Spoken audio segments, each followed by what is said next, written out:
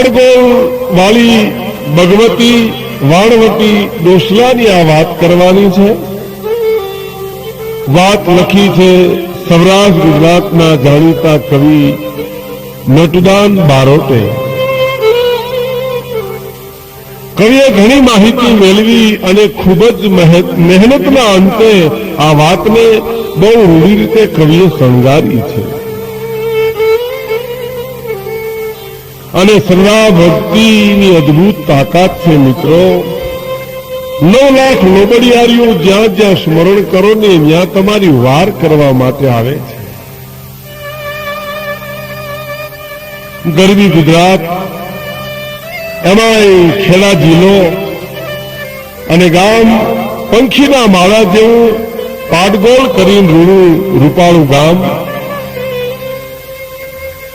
પેટલાદની પડખે જ આવેલું આ ગામ, પણ રૂડી ધજા ફરકતું આ ધામ દેવી વાણવટીના અનેક પરચાથી આજ પ્રખ્યાત બન્યું છે.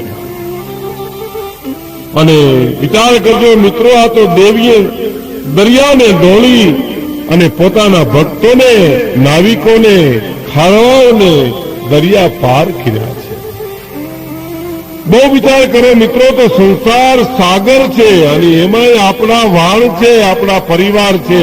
એમાં ક્યારે આદિ વ્યાધિ ઉપાધિની ઝંઝાવતો આવે ત્યારે આ વાણવટીને યાદ કરો એટલે એ પાર ઉતારી દે છે. પારેવાના માળા જેવડું ગામ તો બહુ નાનકડું. દરબારો, પટેલ તેમજ બીજી ઘણી વસ્તી આ ગામમાં રહે. ખૂબ જ એકતા ભર્યું રૂડું સંપીલું ગામ. આજથી 150 વર્ષ પહેલાની આ વાત છે. તેની વસ્તી બહુ ઓછી હતી. સસ્તાઈનો જમાનો હતો, પણ મિત્રો તેની માણસાઈ બહુ મોંઘી હતી. અને માણહાઈને માટે તો માણસ ઘહાઈ જાતો, ઘસાઈ જાતો, સમર્પણ થઈ જાતો. ત્યારે માણસાઈ ટકતી હતી. અને વાતે બહુ સાચી છે. ઇતિહાસ માણાના રહ્યા છે. ઇતિહાસ તમે કોઈ દિવસ વાંચ્યો છે કે મારી હાથની પેઢી એક બાપ દાદા અમારા ખિસ્સા કાતરું બહુ હારા થઈ ગયા? ઇતિહાસ તો જેને સમર્પણ કર્યું હોય, જેને કંઈક આપ્યું હોય એના રહ્યા છે. નાનકડું ગામ, રાજાશાહીનો જમાનો. અને ભાઈ રાજાશાહીના જમાનામાં પ્રજા અને રાજાને જે હામહામી પ્રીત હતી ને એના ઇતિહાસ રહ્યા છે. ગામમાં એક નિર્દોષ માણસ ખેડૂત રહે, એનું નામ ગિરધર પટેલ. ખૂબ સુખી માણસ. જમીન, જાગીર, પૈસો, ટકો, આબરૂ અને રાજમાં એનું માન પણ ખરું થાય. અને રાજા એને પ્રેમ કરે અને પોતે રાજાને પ્રેમ કરે. યથા રાજા તથા પ્રજા આપણે કહીએ છીએ. બહુ સુખી. જમીન, જાગીર, આબરૂ, ઇજ્જત, કોઈ જાતની ખામી નહીં. પણ ખામી એક હતી મિત્રો, એને શેર માટીની ખોટ હતી. પોતાના આંગણે કાંઈ સંતાન નહોતું. એની ચિંતા દોનો દંપતીને બહુ થતી. ખૂબ જ દવાઓ કરી, વૈદ્યોને બતાવ્યા, પણ એનું કોઈ પરિણામ ન આવ્યું. સુખી માણસ હોવા છતાં, સંસ્કારી હોવા છતાંય ઘરમાં એક સંતાન નહોતું. એને કંટાળો બહુ હતો. બહુ સાચી વાત છે મિત્રો. આપણે પ્રાચીન દુહો છે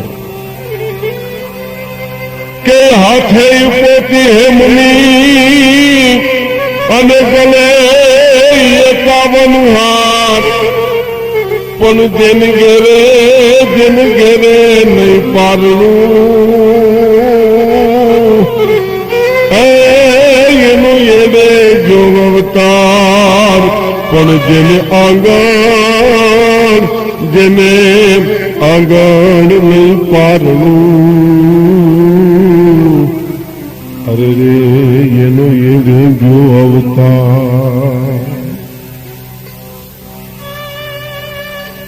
બહુ સાચી વાત છે. વાંજ્યા મેળું બહુ દોયલું છે ભાઈ. પુરુષને દુઃખ થાય એના કરતા એની પત્નીને એનું દુઃખ ઘણું હતું. અને હવે તો ગિરધર પટેલની ઉંમરે 50-55 ની થવા આવી છે. છતાં એને એક વિશ્વાસ હતો ભાઈ. પોતાના ગામના પાદરમાં બેઠેલી વડલાવાળી વડવાળી જગદંબાનો એને પૂર્ણ વિશ્વાસ હતો. કોક વાર આ વડવાળી છે ને મારી ઉપર કૃપા કરશે. આ વાળવટી કોક દિવસ મારી ઉપર દયા કરશે. આ જગદંબા કોક વાર મારી ઉપર કૃપા કરશે.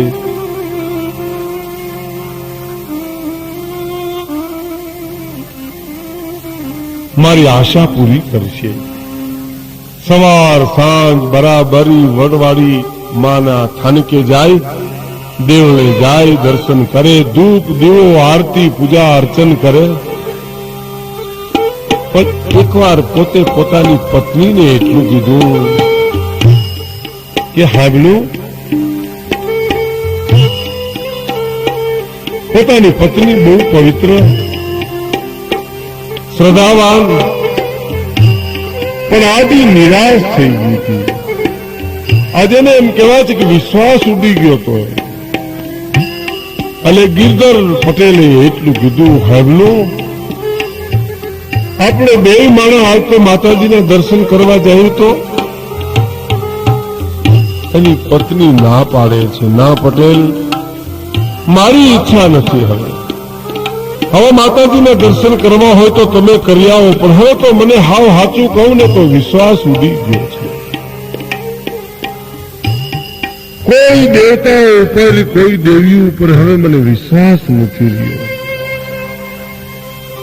પટેલ, 20 વર્ષ ત્યાં ખોળો ખાલી છે, કોની ઉપર વિશ્વાસ રાખવો? વાતે બહુ સાચી છે મિત્રો.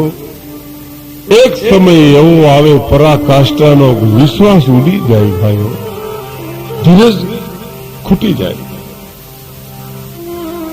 ગિરધર પટેલ એમ કે છે, હાબળું, એમ કરે આજ મને એક અંતરમાંથી એવું ઉગે છે કે માતાજી આપણી રાહ જોઈને બેઠા છે.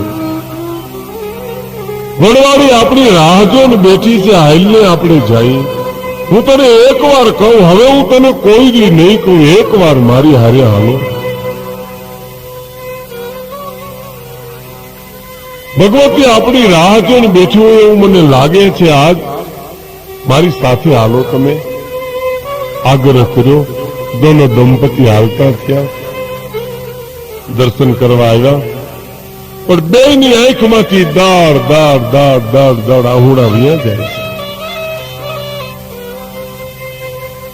ગળગળા વાજે.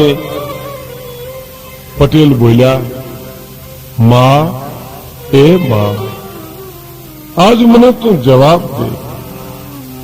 હે જગજનની, તું તો ધારે તો વિધિના લેખની ઉપર મેખ મારી દે માં.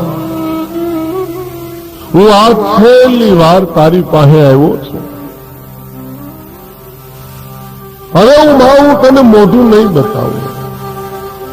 હવે તો માં તું મારી આશા પૂરી કરીશ ને. મારે ત્યાં તું પારણું બંધાવીશ તો હું મારા દીકરાને પગે લગાડવા આવીશ, પણ હવે હું તને મોઢું નહીં બતાવવા આવું. માં, હવે તો હદ થાય છે. એ દોડો દંપતીની આંખમાંથી શ્રાવણ ને ભાદરવો જાય, માહુડા હેલા જાય છે. આટલું બોલી અને ગિરધર પટેલ પોતાના ઘરનાને કહે છે કે લે, હવે પગે લાગ, છેલ્લી વારનો ખોળો પાથરી લે. પણ ભાઈ એમ કહેવાય છે કે માના ચરણમાં જ્યાં ખોળો પાથર્યો ને, ત્યાં તો વડના ઝાડ ઉપરથી ખોળામાં ફળ પડ્યું. ફળ પડ્યું. પટેલ ખુશ થઈ ગયા. પોતાની પત્નીને એમ કહે છે ગિરધર પટેલ, હામલું તો કા કે હવે આપણે પારણું જરૂર બંધાય છે. માએ આપને ચોક્કસ આ ફળ આપ્યું છે. શ્રદ્ધા વિશ્વાસની વાત છે મિત્રો. શ્રદ્ધા વિશ્વાસ શું નથી કરી શકતા? કુંવરબાઈના મામેરા પુરાણા છે. મીરાબાઈના ઝેરના અમૃત થયા છે, શ્રદ્ધાના બળે થયા છે. દોનો દંપતી આજ ખુશ થઈ ગયા. ઘેરે આવ્યા, સમયને જાતા વાર લાગતી નથી. બરાબર 9 મહિના પૂરા થયા, પુત્રનો જન્મ થયો. ઉતરતી અવસ્થાએ ભાઈ જેને ત્યાં દીકરાનો જન્મ થાય, બાપને માને આનંદમાં શું ખામી હોય? આનંદ આનંદ આજ ગામડામાં છવાણો છે. ગોકુળિયા જેવું આજ ગામડું લાગે છે. શેરીએ ગલીએ ગલીએ આજ સાકરું વેચાય છે. વડલાની ફરતી દીપની હારમાર છે દીવડાઓની, અને ઝાડને ડાળે ડાળે આ દીવડા દેખાય છે. આજ માણસ આખું ગામ બેનું દીકરીઓ આજ ગીતડા ગાય અને માને યાદ કરીને કહે છે કે મારી તારા એ બેસણા વાદના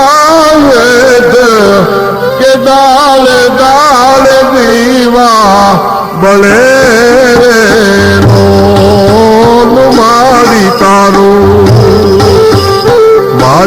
તારું વડવાડી રૂડું નામ કે દાળ દાળ દીવા બળે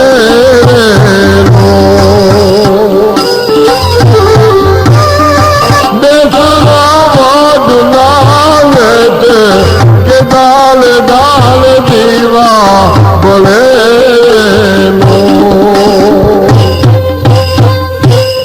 હે માં, તારી કૃપાથી આજ અમારું ગામ તારે શરણે તને પ્રાર્થના કરવા આવ્યું છે. અને ગિરધર પટેલે પણ આજે પોતે માનતા કરી હતી કે હે માં, મારે ત્યાં તું પારણું બંધાવી દીકરો દેશને, તો હું તારી મૃત્યુ બેસાડી ધામધૂમથી. અને કહેવાય છે કે ધામધૂમથી માની મૃત્યુ બેસાડી. અને હવે તો ભાઈ આખા તરોતર અને ખેડા જિલ્લામાં આ ધામ પ્રખ્યાત બની ગયું.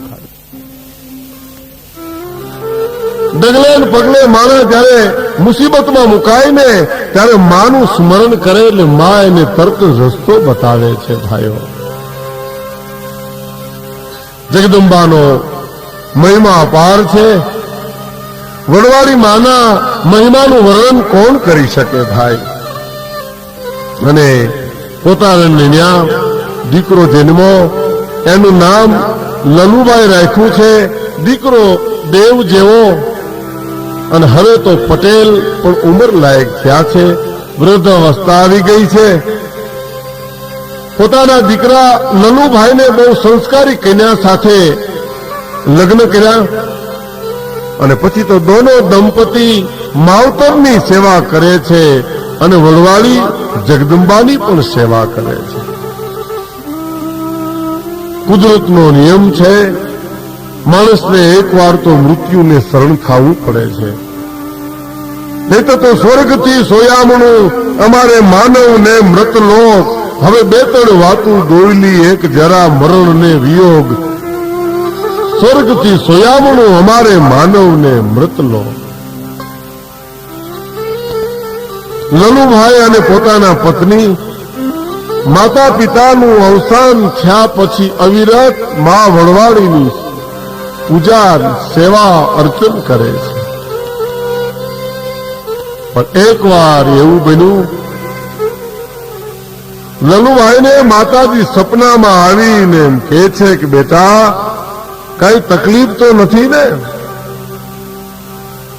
અને માનો પરમ ઉપાસક લલુભાઈ એમ બોલ્યા હતા, દીદી માં તકલીફ શેની હોય? તારા રખવાળા હોય ત્યાં દુઃખ શેનું હોય? માં તારું સ્મરણ હોય ને વિપત શું કરી શકે? બહુ સાચી વાત છે મિત્રો. રામાયણમાં પણ ભગવાન રામે જયારે સમાચાર પૂછ્યા ત્યારે હનુમાનજી પણ એમ જ કહે છે કે કહ હનુમંત વિપતિ પ્રભુ સોઈ, જબ તબ સુમિરન ભજન ન હોય. માં તારી કૃપા છે, તારી દયા છે માં.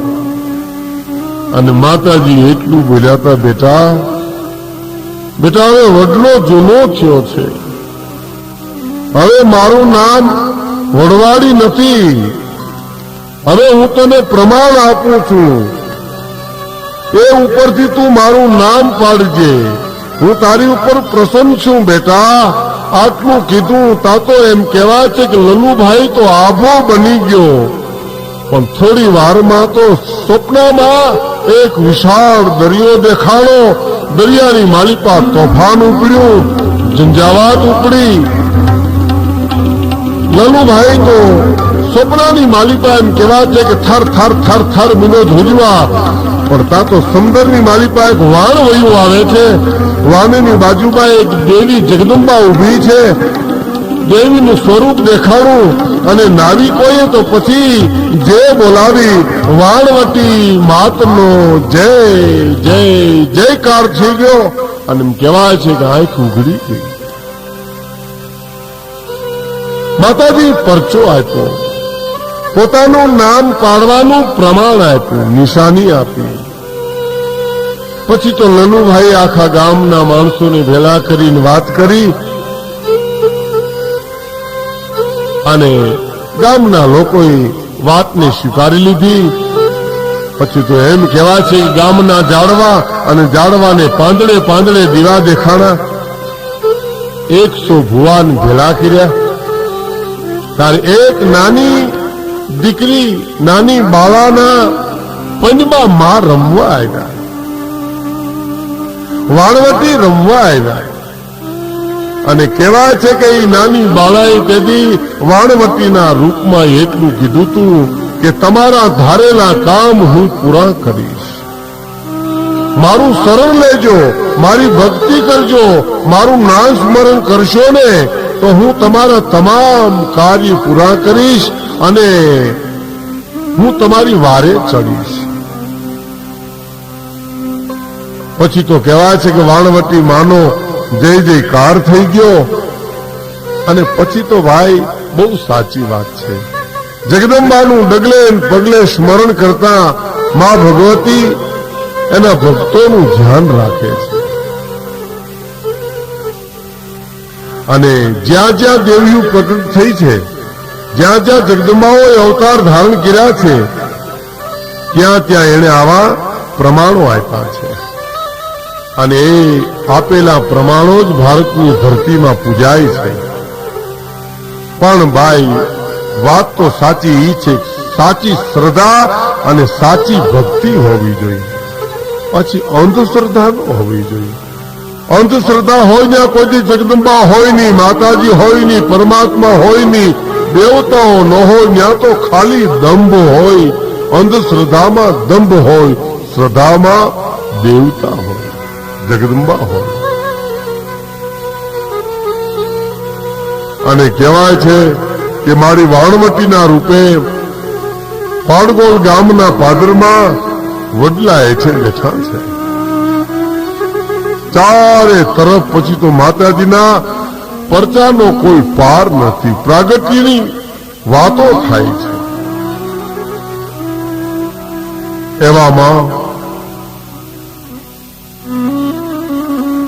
માનું પ્રાગટ્ય થયું. એ સમયકાળ કેવો હોય છે, કેવા ભોળા હૃદયના માનવીઓ હોય છે. અને બહુ સાચી વાત છે, ભોળ પણ હોય, ભક્તિ હોય, ન્યા જ માં આવે છે. અને હવે તો એક તપોધનના દીકરી માની પૂજા કરે છે.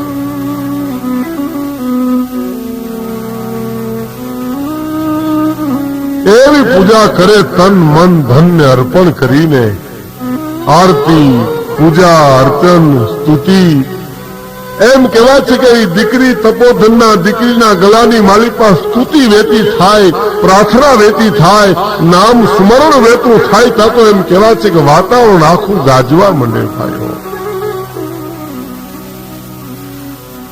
અને દીકરી ભક્તિમાં એટલા માટે વળીતી મિત્રો,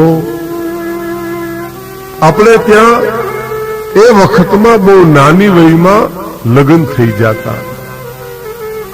એમ જ આ દીકરીની બહુ નાની ઉંમર હતી ત્યારે લગ્ન થયા અને પેલું આણું વળીને જ જ્યાં સાસરે ગયા હતા એના પતિ ગુજરી ગયા. નાનપણમાં દીકરી દુખાણી, પિયરમાં આવી. મિત્રો, દીકરી જયારે નાનપણની દુખાય ને એ દુઃખ તો બહુ વહમું છે. અને એમાં પિયરને આશરે રહેતી હોય અને એમાં કોક વાર એની ભોજાઈ એમ કે બાઈ તું મરી નહીં, ત્યારે નીર ખૂટા ખરિયા પિયા ને અમે પિયર દુખાણા, પછી માનો સરોવરના હંસલા અમે વનવન વિખાણા. નીર ખૂટા ખરિયા પિયા અમે પિયર દુખાણા. દીકરી તો દુખાય હાહરામાં, પણ પિયર એટલા માટે દુખાણી કે પછી દીકરીને વિચાર થાય છે કે હવે મારે ક્યાં જવું. એમ આ દીકરી તો પૂર્વના સંસ્કાર લઈને આવી હતી. એને વિચાર થયો કે હવે તો આખી જિંદગી વાણવટીની સેવામાં જ પસાર કરવી છે. જગત જૂઠી છે, જૂઠા હે ભાઈ બાપ બડાઈ, જૂઠી માઈ માજાઈ. આ જગત જૂઠી છે. અને રામાયણમાં પણ એમ કીધું છે કે ઉમા કહું મેં અનુભવ અપના, સત હરિ ભજન જગત સબ સપના. તન મન ધનને માં વાણવતીના ચરણોમાં અર્પણ કરી દીધું દીકરીએ. ભાઈ હોય હાલતા ચાલતા બેહતા ઉઠતા બસ વાણવતી માનું સ્મરણ કરે છે દીકરી.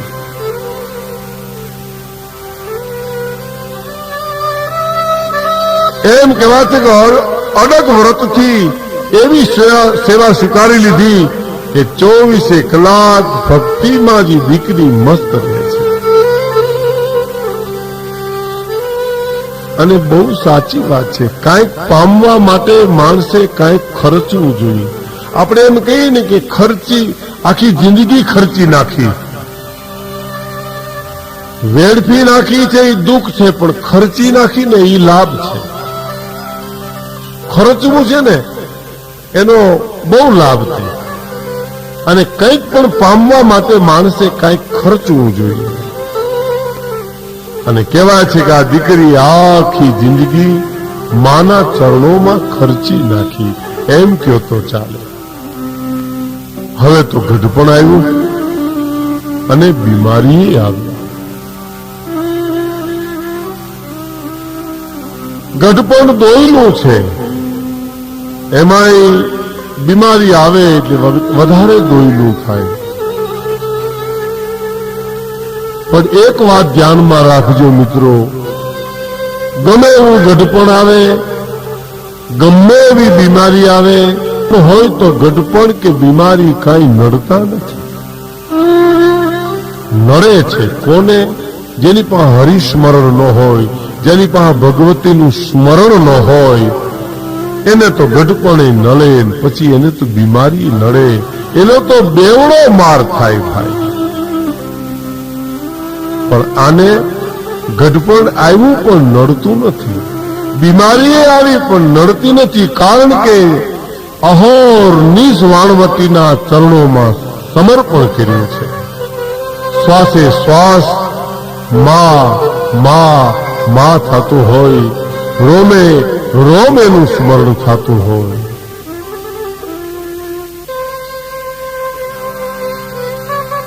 ડગલે પગલે માનું સ્મરણ કરતા કરતા હવે તો સાવ વૃદ્ધ બની ગયા છે. ડોશીમાં બની ગયા. અને ભાઈ હવે તો ગામના માણસો એને ડોશીમાં કહીને જ બોલાવે છે. પણ રૂવાડે રૂવાડે માનું સ્મરણ હોય. દુબર પણ દોયલું તો છે, એવું વૃદ્ધપણું પણ દોયલું છે.